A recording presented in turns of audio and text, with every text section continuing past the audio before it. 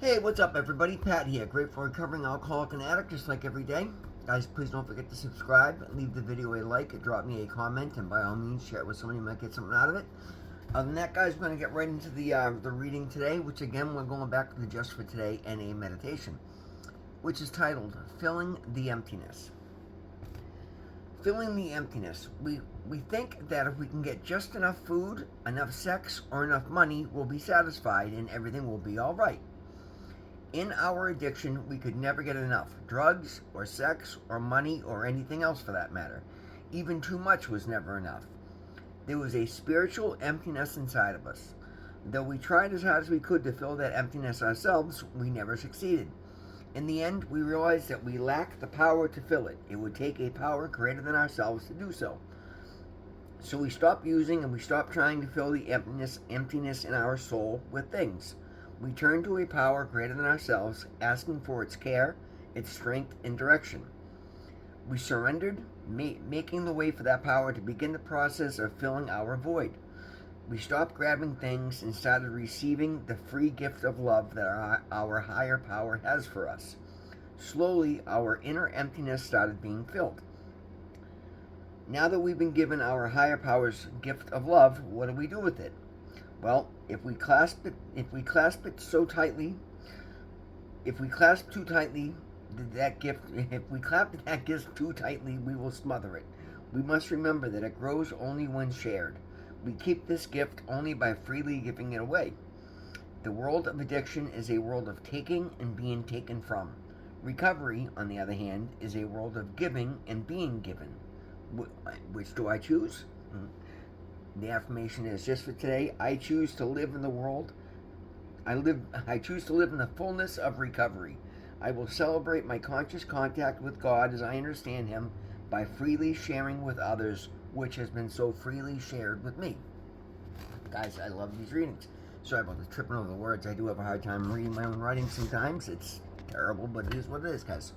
Progress, not perfection. But again, that was something that in my previous attempts at recovery, I never really understood. Like, what is this freely, keep something by giving it away? And it just, it seemed like a bunch of cliches and just a bunch of slogans that had no meaning because I was not applying the program to my life. And if there's any point that I can ever get across to anybody struggling in early recovery, it's just be intentional. Give yourself a fair shot. The willingness to do whatever it takes is one of the most important things.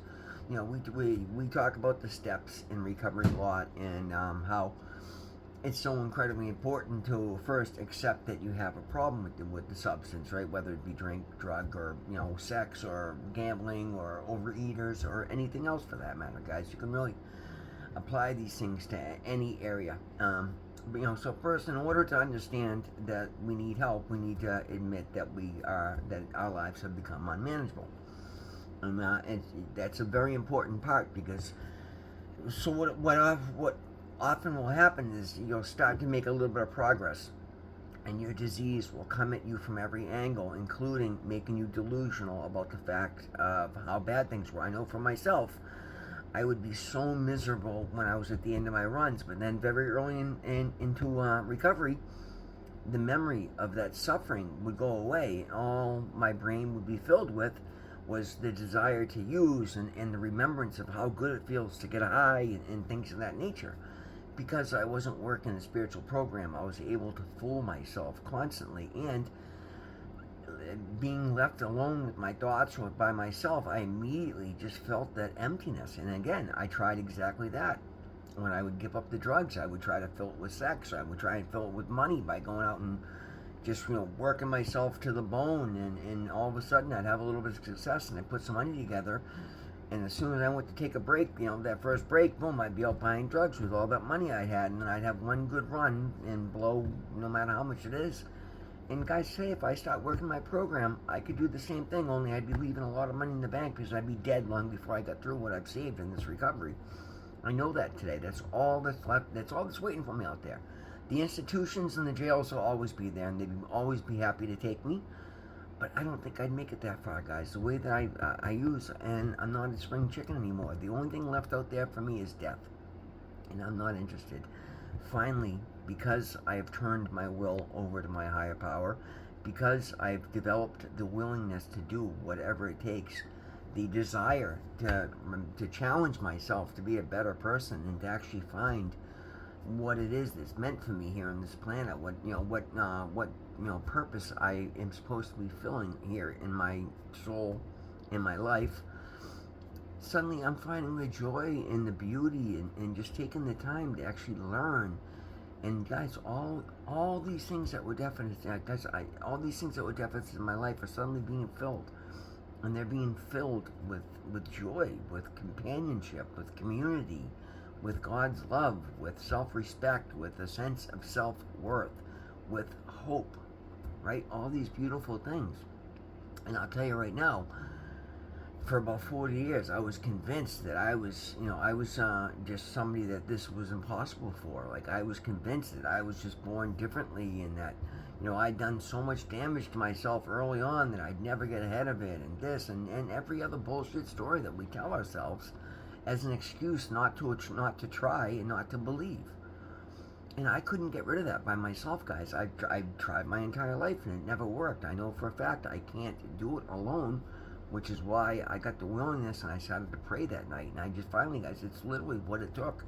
My true rock bottom was a sense of despair and hopelessness that I finally knew I absolutely could not do this anymore on my own. I could not continue doing it. I knew I couldn't stop myself, because it's all I've been wanting to do is stop for years, and I couldn't do it. I watched the dissolution of my marriage right in front of my eyes, and at that point, I wasn't even upset. I was happy that I was going to be left alone so I could get high the way I wanted to. And I see the insanity of that. It wasn't that. Yeah, it was absolute misery, guys. And I was completely powerless to stop it. Like, I literally could not keep myself from picking up a drug. No matter how many plans and how many times I said I wouldn't do this again, I wouldn't let that happen. I would no sooner say it than I'd find myself in a position and I'd be doing exactly those things. Like, I was powerless over my addiction. God was not. The moment, guys, I'm telling you, the minute I said that first prayer, something changed. And again, it didn't happen overnight. I had to slowly, I'll give you it's the reason I try and break these down so you guys can understand in case you're going through something similar. Like, I felt it that night, something felt different, and the only difference was the next day, I still had to have my drugs, and I couldn't make any changes just yet, but the seed was planted in my brain, so that night when I finished my day, and again, all I did was just, fight against, shoveling shit against the tide all day, but I get home that night, and there was enough hope left there that I said another prayer. I had that little bit of desire to have a little bit of faith. So I said a prayer again that night, and the next night I did it again, and the next night I did it again, and so on and so forth. So then God started giving me messages. Well, get away from the drugs and everything will be okay. There's still hope for you. There's still a life out here for you. All these things I'm being told. All these things I'm understanding, but I had to be able to actually do it. And I wasn't quite ready to yet, right? So then he kept giving me more downloads, and more desire. What he really was doing was giving me the ability to be introspective and take notice of my actions and take notice of what I was really doing to myself. So every day I hated it a little bit more. I was given more opportunity just to see the damage and see what I was holding myself back from, to see how bad it was, right? So what I would try to, I tried to wean, I would try to this, and I kept saying, I'll call a doctor, I'll get on something, and that didn't happen because the disease was too strong. So I kept asking for help. I kept praying, God, show me your path for me. Show me, let me walk in your light. And then finally, guys, it got to the point, so many downloads, so many messages to put the drugs down that I just refused to do it again. Like, I literally, guys, I would have a huge pile of drugs in front of me, and I would, no matter how many I did, I couldn't feel it. I could no longer numb myself from what I was doing to myself because I was asking for help. I was asking to be shown. So I was being shown, and it was not pretty. It was terrible. I was breaking down crying every night of the week. But that got me to where I needed to be, which was willing to understand that I couldn't do it myself. I tried I was trying. I've been trying for decades, not getting anywhere, and just wasting time and poisoning myself. So God put people in my life that I needed. Somebody kicking my door to get me to the hospital, to get me to rehab. And then, because the second I started to say yes to help, things started to get better. I started getting opportunities. I was told that my apartment would be held for me, this, that, and the other. And I just continued to reach out and ask for more. But the biggest thing that I noticed when I was still early in rehab, I was sick. I was sick for like 12 days. I couldn't get out of bed. But that emptiness in my heart was starting to be filled, so I started digging in more. I'd pray, I'd meditate, I started reading on scientific prayer. I started engaging with everybody around me, and little by little, there's a lot of people in rehab that are just there because they're put there. They don't necessarily want to be there. But immediately, those that were really there working and wanted to do better would come up and start talking to me and be like, hey man, I love the positivity that flows from you. Like, I see how bad you're suffering. Yet there's a glow, there's a radiance to you that I can see you want this. And we started hanging out and pumping each other up and just giving each other encouragement. And it made all the difference, guys. It turned that horrible environment. I was sitting in rehab for Christmas and for New Year's. And I was happy to be there because I understood if I did it right this time, I never had to do that again. And I hadn't enjoyed a Christmas in forever, guys, because it was just no money for presents, too sick to show up in front of family, hadn't talked to family in years, and just, it was misery. I wasn't missing anything sitting in as a matter of fact, sitting in rehab on Christmas was a huge gift because it means I can now start to enjoy, and I'm already looking forward to this Christmas this year. I was thinking about that last night. I'm like, I was actually at church yesterday, and they were starting to announce a toy drive for Christmas, and I'm like, absolutely, it's something I'm going to do, and something I'm going to do big time this year. I'm going to, because I don't really have any young nieces and that. Well, I got a couple, so I'll buy them gifts, but even them, they're older, they're not kids. So I'm looking forward to being able to share and having the ability, having the resources, having the time, having the clarity, having the desire to be a part of something, to actually go and see all my family in Christmas, to travel, to get a tree, to actually put up a tree and celebrate this year. Like, these are the gifts. And that all started because I asked God to fill that void with His love. And then I understand, oh my God, the willingness and the desire to actually challenge myself, to be intentional, to work my program, has filled me with a hope and a happiness that I never knew existed. It's almost comical today to see how even those that were fighting so hard to keep me back and wanted me in their lives, guys, they're now running amok and crashing, and I'm just slowly, and not in a mean way, I'm not rubbing in their face, but I won't let anybody continue to pull me backwards, and I'm just moving past that. Now I'm opening up this nice new clean slate, and I'm starting to meet new people and fill those empty voids with if I fill them with God's love. But obviously in our 3D world, I'm starting to have new people reaching out, and it's funny, I don't have all these people calling me constantly asking me for this, asking me for that, can you do this for me? No, I get people reaching out asking me how I'm doing, or reaching out and thanking me for the work and the things that I have done. Just silly little things, guys, nothing crazy, but it makes all the difference. It makes a quality of life that actually exists today. There are so many things I'm looking forward to on the horizon, and it's beautiful. And it's funny, guys, because it's like I still deal with life in life terms. I get lonely, I get anxious, I worry, but then I stop. And one of the beauties of doing these videos is I think about lessons that I'm learning, and I apply them to my life, and I'm just renewed every day. Yesterday I couldn't wipe the smile off my face, guys, when I put up triple wheels, triple plates on the bench press, 315 pounds. That's a goal I couldn't hit ever in my life. Like, I'm stronger today at 52 years old than I've ever been.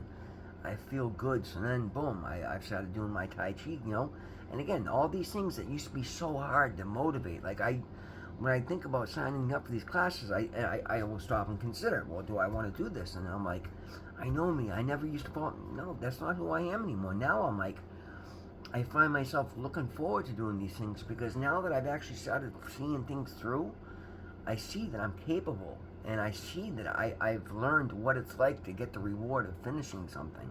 So now, when I challenge myself to start something, I immediately just do it because I know, like, I'm able to go into that. And I think, guys, this is why I push meditation so strongly. when I'm starting, a 30-minute Tai Chi workout, and it's not, the grace is coming, the fluid of movement's coming, but it's still awkward for me. So rather than sitting there and worrying about being awkward and worrying about what's gonna, I go into like a meditative place, and next thing you know, boom, it's done. And I'm like, huh, that 30 minutes flew by. And I'm barely, a week and a half into it, or maybe 2 weeks into it. And I was noticing this morning, like the first few times that I'm doing it, there's different exercises, and I'm like standing on one leg, holding another leg up. I'm like finding myself all over the place and having a hard time and having to drop my foot and start over. And here it is, just, second week class, and already I'm like, boom, I feel a stability that I've never had before. It's amazing. But what blows my mind is how easy it is for me to engage with anything I put my mind to today, because that's what I've been doing, and that's my new state of norm. I now understand the benefits of seeing things through to the end, and understanding that's where the rewards come from. That's where you learn that's where you learn what it takes to do things, and then you learn what it takes to get something else done, and you learn the steps. And so where it used to be awkward and anxious, I don't get the awkward and the anxiety anymore. I go to a meditative place where I just don't even, I just enjoy the process now, and that's the biggest thing, guys. And then these are all things that I couldn't do on my own. These are all things that are direct answers from my higher power to the concerns that I had, most of which I wasn't even voicing to myself. But anything I would think, and any baseline that I had that wasn't positive, is suddenly being changed and filled with positive things, because I'm out here doing positive things and I'm being grateful. The state of gratitude, the ability to be intentional, the desire to follow through. Like, these are some of the most important things, guys. I say this often, and I'll say it again. You and I, every one of us, we are capable of absolutely anything we put our minds to, if we believe that we can, and we're willing to take the steps and to follow through and to continue coming at it. And that's what I'm learning, and that's what I'm seeing, and that's why I'm succeeding, because I'm challenging myself and I'm keeping myself just following through. Nothing crazy, nothing over and above. I mean, I do like to stand out and everything, so I do like to try hard, and that's the beauty of doing something like this, guys. Find a situation where you're challenging yourself, where you hold yourself accountable. And that's what this YouTube channel has done for me. That's the one beauty of this channel I never saw coming. I didn't understand how much it was going to change. I'm so afraid of being a hypocrite that it's made me step up in every area so that I can have the authority to come on. Not even authority, but have the authenticity to come on here and share these lessons, knowing I full well am applying them in my life. And it's made all the difference in my world. My life has changed for the better in every way, shape, or form. Guys, that's the lesson today. Thank you so very much for being here. Always remember, God loves you. I love you. Thank you so much. We'll see you in the next one.